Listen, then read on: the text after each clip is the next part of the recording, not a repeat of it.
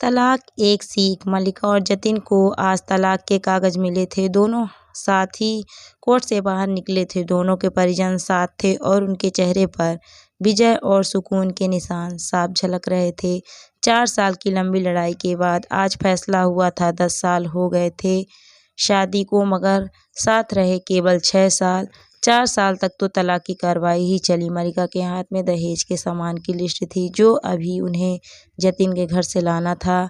जतिन के हाथ में गहनों की लिस्ट थी जो उसने मल्लिका से लेने थे। साथ में कोर्ट का वह आदेश जिसमें जतिन ने 10 लाख रुपए एक मस्त मल्लिका को देने थे। मल्लिका और जतिन दोनों एक ही टेम्पो में बैठ कर जतिन के घर पहुंचे। दहेज में दिए सामान की निशानदेही मल्लिका को ही करनी थी। मल्लिका 4 साल बाद ससुराल जा रही थी, आखिरी बार। उसके बाद कभी नहीं आना था। इधर सभी परिजन अपने अपने घर जा पहुंचे। बस 3 ही प्राणी बसे थे, मल्लिका, जतिन और मल्लिका की माँ। जतिन घर में अकेले ही रहता था। माँ बाप और भाई आज भी गांव में ही रहते हैं। महिला और जतिन का एकलौता बेटा जो इस समय 7 वर्ष का है। कोर्ट के फैसले के अनुसार बालिग होने तक मल्लिका की देखरेख में ही रहेगा। जतिन महीने में एक बार उससे मिल सकता है। घर में प्रवेश करते ही सारी पुरानी यादें ताज़ा हो गई। कितनी मेहनत से सजाया था इसको मल्लिका ने। एक एक चीज में जान बसी थी उसकी। सब कुछ उसकी आंखों के सामने बसा था। एक एक ईंट से बनते करौंदे को पूरा होते देखा था उसने। सपनों का घर था उसका। कितनी शिद्दत से जतिन ने उसके सपने को पूरा किया था। जतिन थका हारा सोफे पर पसर गया। बोला, ले लो जो कुछ चाहिए, मैं तुम्हें रोकूंगा नहीं। मल्लिका ने अब गौर से उसे देखा। बालों में सफेदी झांकने लगी है। इन 4 सालों में कितना बदल चुका है। वह शरीर भी पहले से आधा ही रह गया।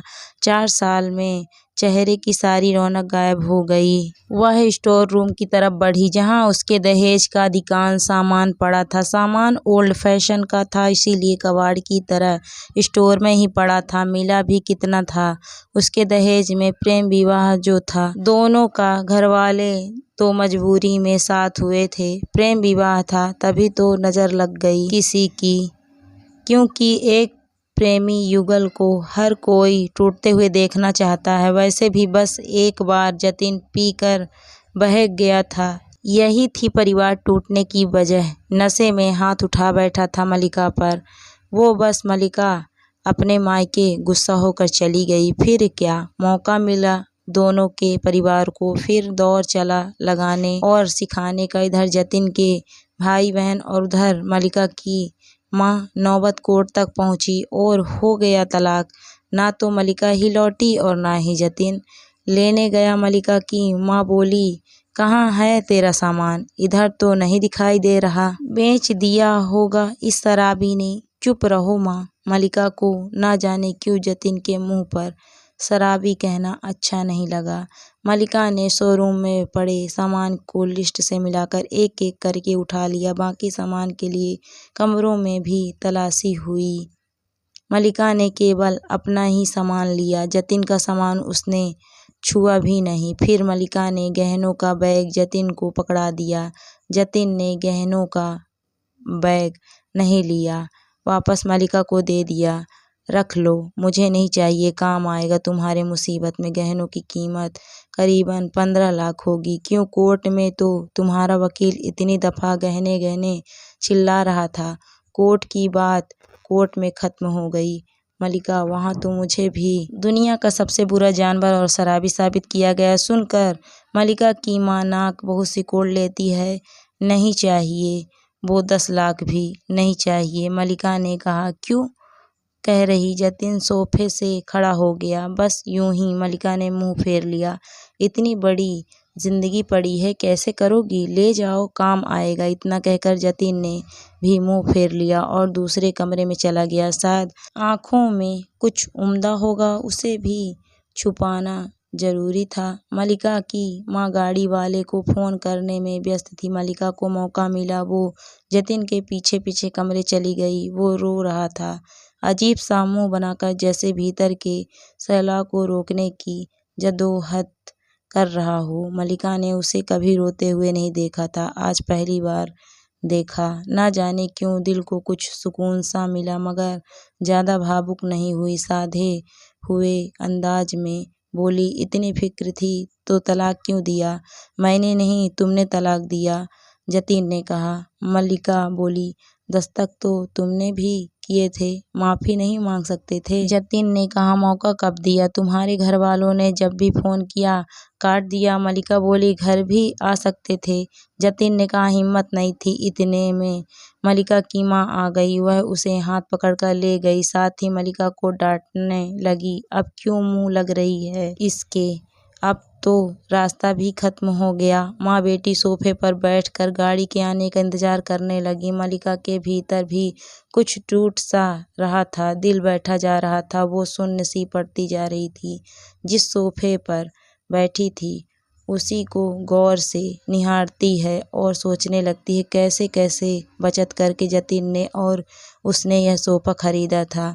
पूरे शहर में घूमी थी, तब कहीं पसंद आया था। फिर उसकी नज़र सामने सूख गई तुलसी पर पड़ती है।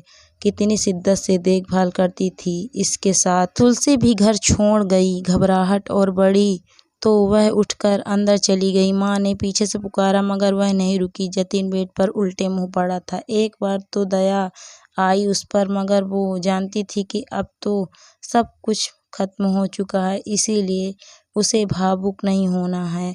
उसने सरसरी निगाहों से कमरे को देखा। अस्त व्यस्त हो गया था पूरा कमरा, कहीं कहीं तो मकड़ी के जाले झूल रहे थे। कितनी नफरत थी उसे मकड़ी के जालों से। फिर उसकी नज़र कमरे में लगी चारों तरफ तस्वीरों पर पड़ी, जिसमें वह जतिन के साथ निपटकर मुस्कुरा रही थी। कितने सुनहरे दिन थे वो। इतने में फिर माँ उसकी आ गई और हाथ पकड़कर बाहर ले गई।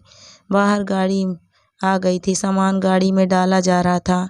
मल्लिका सुन्न सी बैठी थी। जतिन गाड़ी की आवाज़ सुनकर बाहर गया। अचानक जतिन कान पकड़कर घुटने के बल बैठ गया। बोला, मत जाओ मल्लिका, माफ़ कर दो। शायद यही दो शब्द थे जिन्हें सुनने के लिए वह 4 साल से तड़प रही थी।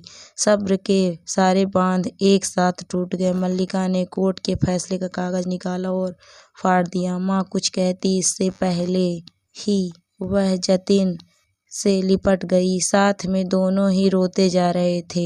दूर खड़ी मल्लिका की माँ समझ गई, कोर्ट का आदेश दिलों के सामने कागज़ से ज़्यादा और कुछ नहीं। काश इनका पहले मिलने दिया होता। दोस्तों, कहानी आपको कैसी लगी कमेंट करके ज़रूर बताइए। कहानी अच्छी लगी तो वीडियो को लाइक शेयर ज़रूर करें। Thank you for watching my video.